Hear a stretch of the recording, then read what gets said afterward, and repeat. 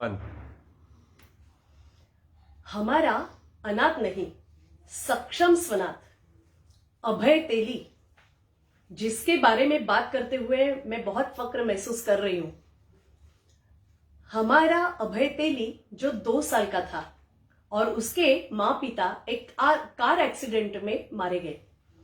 उसके बाद ये छोटे छोटे बच्चे, उसका एक भाई और एक बहन और अभय, ऐसे तीनों भी बच्चे अलग अलग संस्थाओं में यानी बाल गृह में उनको रखा गया। उसमें हमारा जो स्वनाथ जो अभय है, ये बहुत कमाल का, मस्ती करने वाला, नटखट ऐसे पहले से ही रहा है, इसलिए उसको अलग अलग संस्थाओं में रखा गया। उसकी ट्रांसफर होती गई और उसको सुधारने के लिए अलग अलग से बाल गृह चुने गए। और हमारा अभय ऐसे करते हुए अलग अलग संस्थाओं में, वहां का वातावरण, वहां का जो माहौल होता है, बहुत अलग अलग माहौल अलग अलग संस्थाओं में होता है, और वहां की रिजिडिटी, वहां के कायदे कानून, ये सभी बातों को समझते हुए, उसमें खुद को ढालते हुए, एडजस्ट होते हुए, उसने उसका फोकस कभी छोड़ा नहीं और इतनी अच्छी शिक्षा ग्रहण की कि कितनी डिग्रियां उसके बारे में मैं बताऊं। हमारा अभय बीए जब उसने पास किया, सोशियोलॉजी लेके बीए पास किया, पुनः मुंबई यूनिवर्सिटी से उसने गोल्ड मेडल हासिल किया।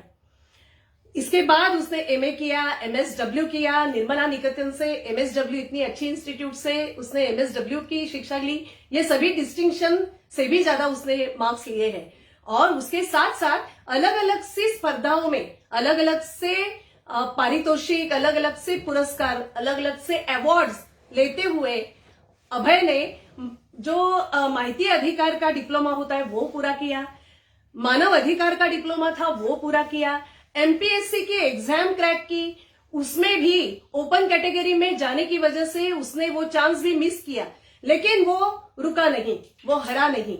उसने ये सभी बातें करते हुए अभी वो पीएसआई की पदवी उसने ग्रहण की है। पीएसआई करके उसको पदनियुक्त किया गया है। क्योंकि इसने एमपीएससी के एग्जाम पास की। मैंने जैसे पिछली बार आपको सभी को कहा था, अभय ये महाराष्ट्र में सबसे पहले अच्छा इंटरव्यू उसने दिया है, पहला आया है वो महाराष्ट्र राज्य में।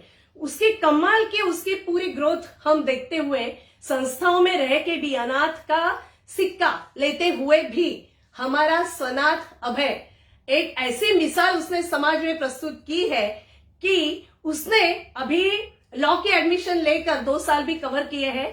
उसके साथ साथ उसने पिछले 12 साल से वो सभी अनाथ बच्चों का वॉइस बन गया है और महाराष्ट्र राज्य में प्रशासन हो, मंत्री महोदय हो, इससे जुड़े, इससे संबंधित जो कोई अधिकारी वर्ग है, इन सभी को अभय तेली परिचित है, क्योंकि उसके कामों की वजह से, उसका कायदे और कानून की जो पढ़ाई उसने की है, जो उसने अनाथ सब्जेक्ट को समझा है, जिस तरीके से उसने इस विषय को लिया, डेप्थ समझी और लगातार अन्याय के खिलाफ आवाज उठाता रहा और सभी अनाथ बच्चों का वो एक दादा बन गया।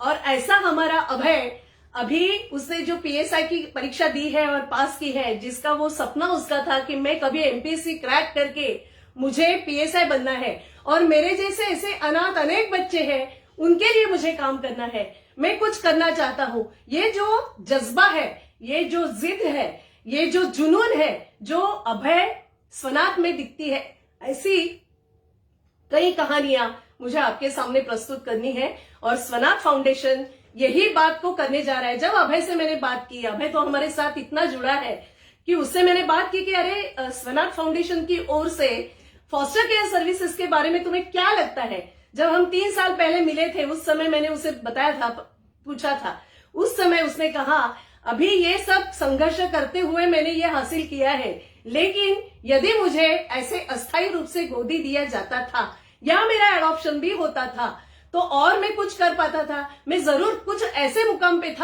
जाता था जहां से मैं सभी को मदद कर भी सकता था।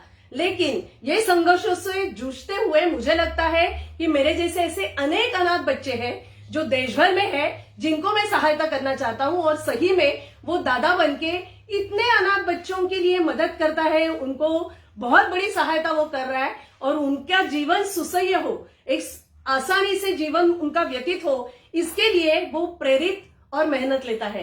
तो ऐसी अनेक सक्सेस स्टोरीज मुझे आपके सामने प्रस्तुत करनी है। आने वाले काल में हम इन सभी बच्चों का इंटरव्यू लेने जा रहे हैं और उस इंटरव्यू के माध्यम से हम सभी समाज को ये बताएंगे कि ये क्या मिसाल इन्होंने प्रस्तुत की है। ऐसी मिसाल ये बच्चे करने वाले सक्षम स्वनाथ है और ये सक्षम स्वनाथ जब अस्थायी रूप से फॉस्टर केयर सर्विसेज के द्वारा गोद में जाएंगे, वो क्या कमाल कर सकते हैं हम सब समझ सकते हैं, हम उसे कल्पना कर सकते हैं।